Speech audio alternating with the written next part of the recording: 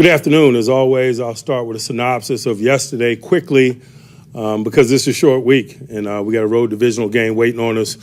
I felt very similarly this morning as I felt yesterday. Whenever you are on the wrong side of a one-score game or a three-point game, there's several individual plays that kind of loom large that could have been significant in altering the outcome. I thought the touchdown pass in 2 minutes before the half was a significant play by them. I thought obviously the muffed punt when we had 10 guys on the field and gave them the short field was a significant play by them. I think the dropped interception opportunity that we had was a significant play. But those are just significant plays that you can point to in a one-score or a three-point game.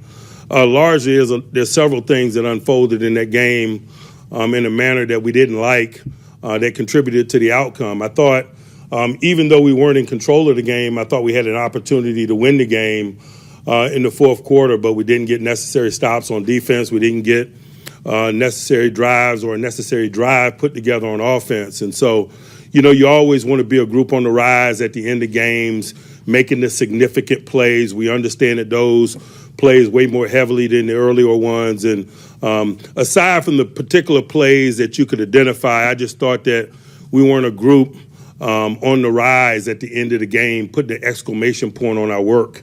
And we got to be that. You got to tip your cap to New England. They were. They did the necessary things to make those plays. We knew what type of game it was going to be, in that it was going to be a limited possession game. We talked about that.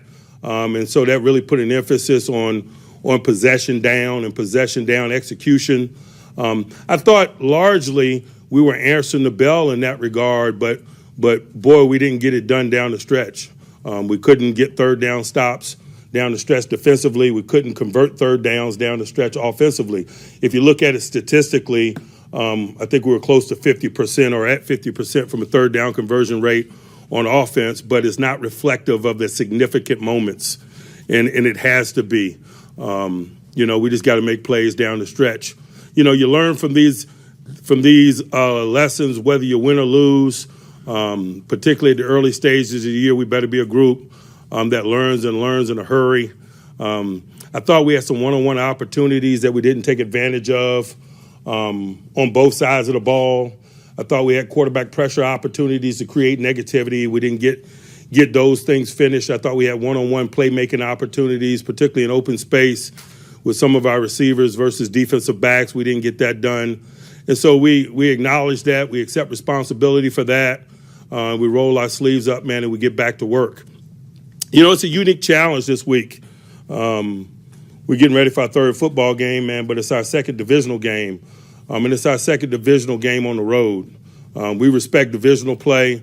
We understand how difficult it is to win, particularly in the AFC North on the road. And so obviously, although it's a short week, man, it has our attention. And we understand how significant and how big this game is. It's great to be in big games. We don't run away from that. We run to it. We're going to learn about ourselves and each other through this process of readiness and then ultimately playing. Thursday night ball creates some unique challenges, particularly at the early portions of the year. You know less about yourselves in terms of your high volume things, your personality things, the places you hang your hat. Oftentimes when you're in Thursday night ball, you lean heavily on those things, but I would imagine, all 32 teams are still very much in development in those areas. And so that makes Thursday night more challenging. It makes Thursday night more challenging from a decision-making standpoint in terms of what it is that you want to do, and it makes it more challenging in terms of being able to anticipate or have an appropriate level of readiness for what your opponent is capable of doing. We're very familiar with them. They're very familiar with us. I'm sure both sides can say that. We got some usual battles to fight as we lean in on this thing. I think if you're playing these guys and you're looking at their offense, boy, you better minimize Chubb and Hunt. A lot of ball rolls through those guys. They're not 1 and 2. They're 1 and 1A. I think Chubb's got 76 snaps on the season. I think Hunt's got 74. Man, both guys are capable. Both guys are good in all schematic circumstances, be it the run game, the passing game, check downs, screens, what have you, inside and outside. They're a formidable tandem and probably the most complete tandem in football. And so we got a work cut out for us there. Jacoby's doing a nice job of supplementing what it is they do in the running game with the things they do in the passing game, play action screens, boots, play pass. He's got some dangerous eligibles. Njoku we're very familiar with. Peoples-Jones we're familiar with. Amari Cooper's a new challenge.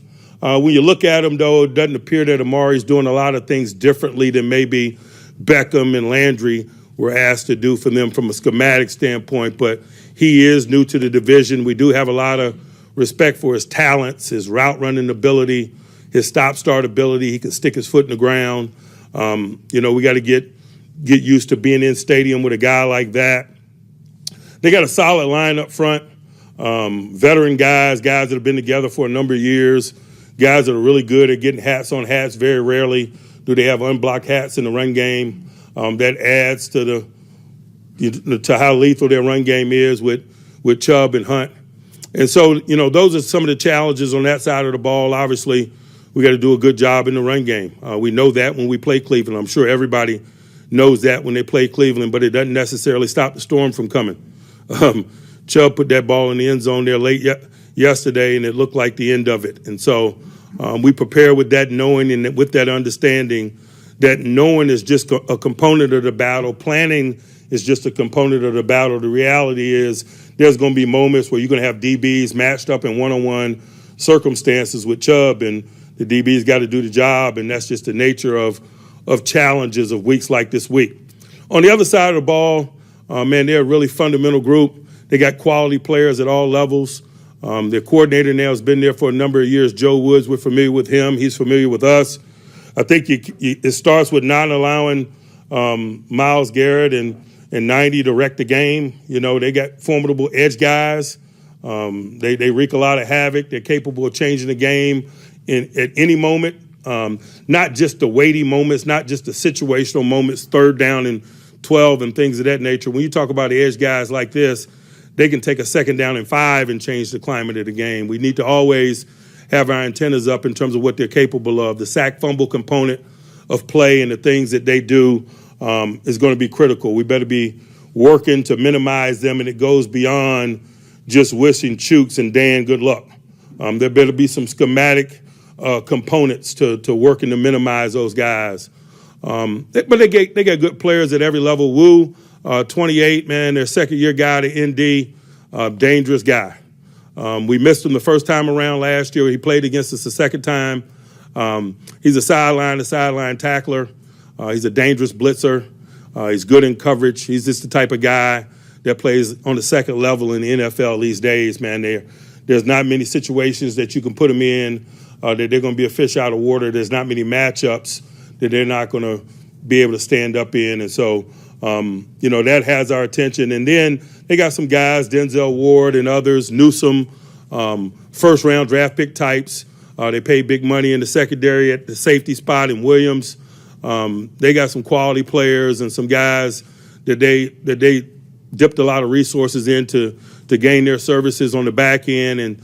And so we got to do a really good job of putting together a plan, but a plan is just a component of it. We got to execute that plan.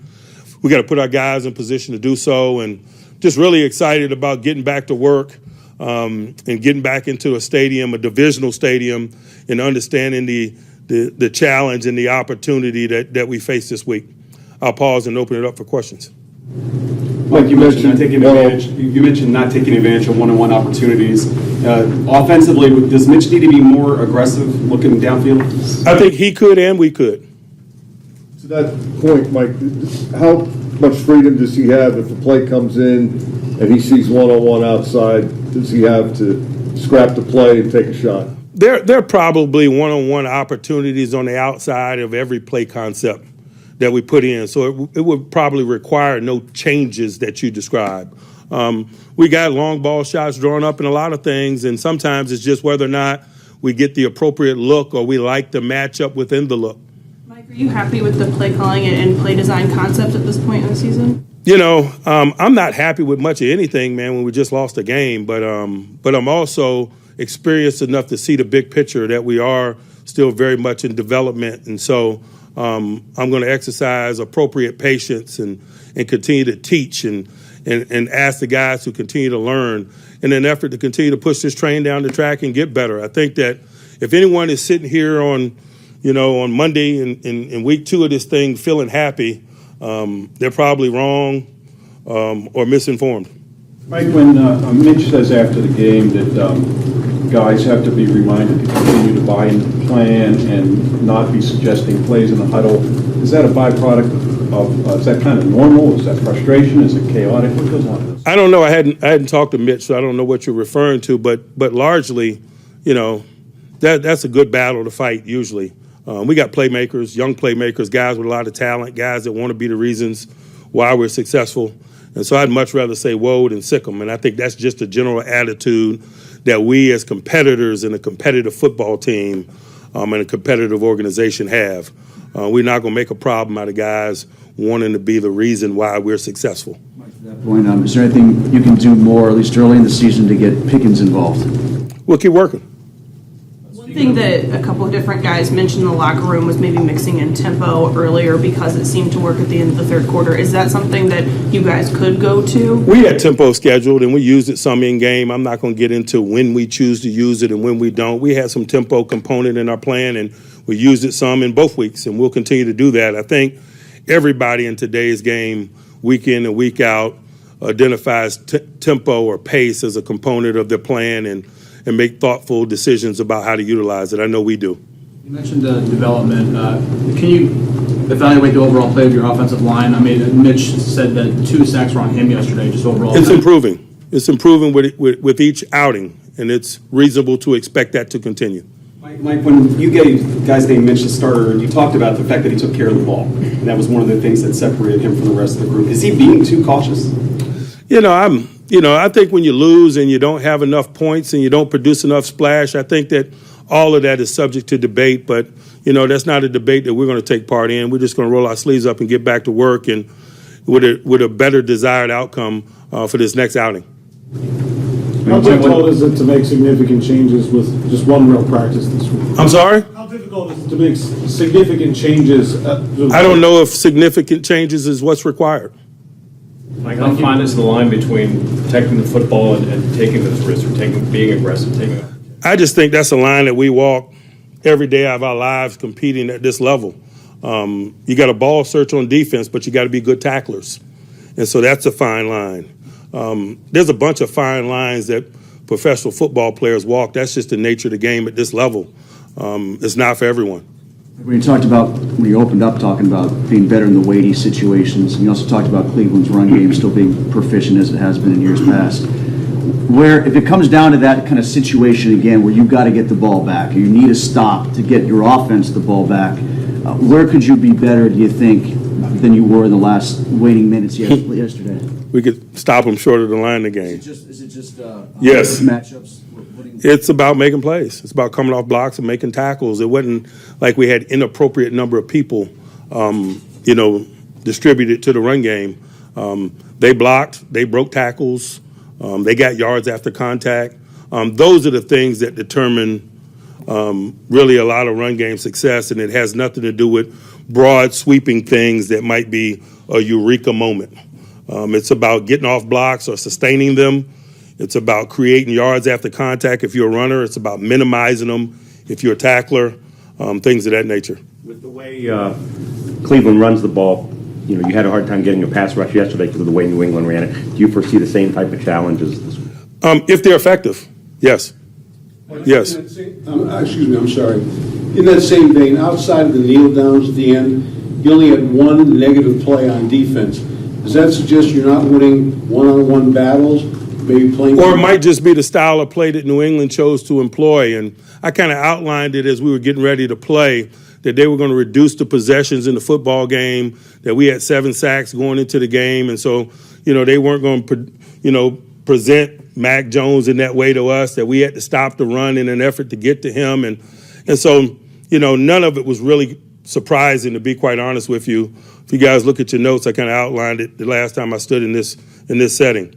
And it unfolded that way. And oftentimes games do. They're not big surprises. It's about execution and your ability to win one-on-one matchups and to minimize yards after contact and things that aren't probably really entertaining or attractive in settings such as this. When you speak about patience, does that also apply to your quarterback position? Yes. Yes, Mike, it what's does. the procedure for getting a special teams unit on the field, and what was the breakdown? There is no procedure. We don't have a launch pad like you do in high school or college. We got a bunch of professional guys. We expect the 11 professionals to be on the field, and there are consequences when they aren't. Obviously, it's September, and it happened, and we have to, absorb the responsibility associated with that. But we don't have any unique procedures in terms of head counting and things of that nature. We expect those guys to be on the field, and we didn't have 11 on the field at that time. Does the return guy do anything on that, or? The return guy counts the bodies and fair catches the ball if we're short 11. And so we had multiple breakdowns, obviously, on that play. I know quarterback mobility's been on your radar for a while, and that was attractive about Mitch. What more can you guys do to use that aspect of a skill set? Whether it's done by design or by ad lib, I just think it's a component of play that's valuable in today's game. And so that's what I was referring to. I'm not going to come in and install a triple option if that's what you're referring to. Now, can you use more of it with him, you think, than you have at this point? Sure. Mike, at some key points, Mac Jones was able to convert passes and third downs over the middle. For Mitch to do that more, are there things that you guys have to do conceptually to give him better opportunities, or does he have to see those himself? Again, when you talk broadly like that, I need a specific instance. In some instances, I could agree with what you said. In some instances, I could disagree. The bottom line is we got to make plays all over the field. They roll the corners up. You got to make plays in the middle of the field. They're in single high. You got to make plays on the perimeter. That's just professional football. Mike, are there situations where you're okay with Mitch throwing short of the sticks on third down, and was that the right decision? Yes, there are certain circumstances that I am. What about the fourth quarter on Sunday where he? There was one instance they had a nice call. They had us in zero, and by the concept that we had up, he didn't have a lot of options. There were another instance that maybe he should have thrown the ball down the field. There's like I mentioned, you could go round and around in circumstances such as this. We own our mistakes. We realize that we got to get better, and that's just a broad, general answer for some of those pinpoint questions that you guys might have. Mike, you spoke to some of the challenges of the Cleveland run game. Besides just having talented players at that position, are there things schematically that they do that make them unique? Yeah, I mean, they got a veteran offensive line group and a quality offensive line coach. They got the continuity associated with the three things that I mentioned, and they've been at it now for a number of years, and so they got that collective experience to call upon. Mike, did you get any, or do you have any further update on Devin Bush? I think he's expected to practice tomorrow, but as always, you guys can let practice participation be your guide in terms of his availability. What did you like about DeMarvin Leal and that rush end role you put him in? He's a young guy that's growing. We're finding ways to get him on the field. He's taking advantage of the opportunities and making some plays in the meanwhile, and I just think it's reasonable to expect all of the above to continue. We're going to find ways to get him on the field. He's going to learn. He's going to make more plays. He's going to get better. That's just the natural maturation process of a young guy that's doing enough to get further opportunities. Mike, you've been asking a lot about where Mitch has come up short. On the flip side of that, what have you liked from him over these first 2 games? I've liked a lot from him, to be quite honest with you. I mean, I just think he's done a good job of doing the things that comes with the position, the intangible things, the leadership things, the communication things, detailing and communicating the offense, working hard to execute our agenda, the things that we want to work on. We hadn't scored enough points here the last couple of weeks, but that's a collective, not just the quarterback position, not just the players. It's all of us are responsible for ringing up the scoreboard, and so we don't seek comfort. We don't try to quell the noise. To be quite honest with you, we don't care about the noise. We're just working on the things that are within our control, to have good days, to continue the progression of this group from a developmental standpoint, knowing that the outcome is going to be what we desire if we keep doing those things. Having said that, was it annoying to hear fans call for Kenny Pickett? I didn't hear that, but I got a lot going on. Along the lines of Mitch's leadership, how have you seen, because it is a young offense, those young guys kind of respond to what he's been doing so far? It depends on how things are going, Like a lot of young people, man, things are good when things are good, things are not when they aren't. they're going to keep growing and gaining experience and gaining the perspective that comes with experience. Anyone else? All right. Great, thanks, guys.